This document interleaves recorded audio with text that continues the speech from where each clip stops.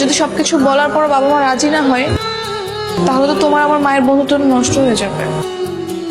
তার চেয়ে ভালো কিছু না বলেই। প্লিজ তুমি বাসে বলো। সম্ভব না। হ্যালো, এমন তুই কোথায় রে? এই তো ক্যাম্পাসে। বলো। ও আচ্ছা শোন, আমার বান্ধবীর ছেলে ওনাকে তোদের ক্যাম্পাসে পড়ে। হ্যাঁ, কেন?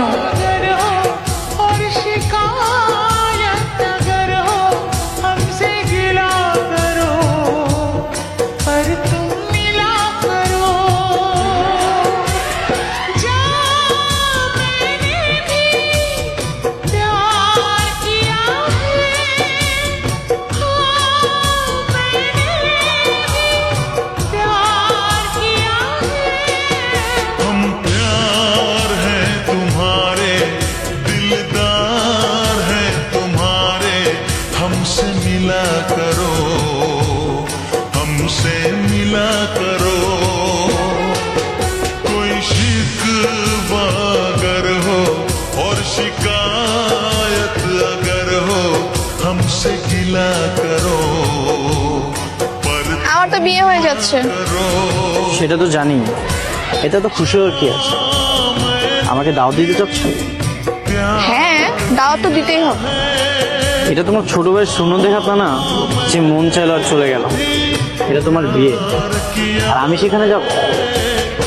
হ্যাঁ, তুমি না গেলে তো বিয়েই হবে না। আমি আর কষ্ট দুঃখ পেতে চাই না।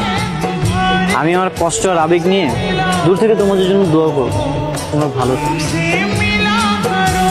আম্মু ফোন করেছিল। তো আমার বান্ধবী রিয়ানা ফোন করেছিল, খাওয়া দাওয়া বন্ধ করে দিয়েছে, কান্নাকাটি করছে।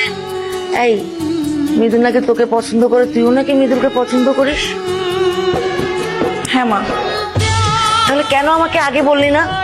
আচ্ছা, আমার বান্ধবীর ছেলের সাথে যদি তোর বিয়ে হয়, আমার চাইতে খুশি কে হতো বলতো? আমি তোর বাবাকে সব জানিয়ে দিয়েছি, তোর বাবাও রাজি। কিন্তু আমার বাবা তো অলরেডি অন্য জায়গায় বিয়ের দিন তারিখ ঠিক করে ফেলেছে। এখন কি করব?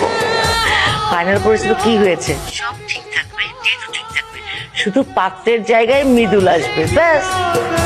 কি বলো মা? সত্যি? যা এখন গিয়ে মৃদুলের রাগ ভাঙা। ওনাকে কান্নাকাটি করছে, খাওয়া দাওয়া বন্ধ করে দিয়েছে। আচ্ছা ঠিক আছে, থ্যাংক ইউ। ওয়েলকাম। যা এবার মৃদুলের রাগ ভাঙা। সত্যি? হ্যাঁ। আমার মা আমাকে নিয়ে এত ভাবে? तुम्हारे এটা তার বান্ধবীর মেয়ে, এই জন্য কোনো আপত্তি ছাড়া প্রস্তাব পেয়ে গেছে। নাহলে তো অন্য কারোর কাছে আমাকে ধরে দিত।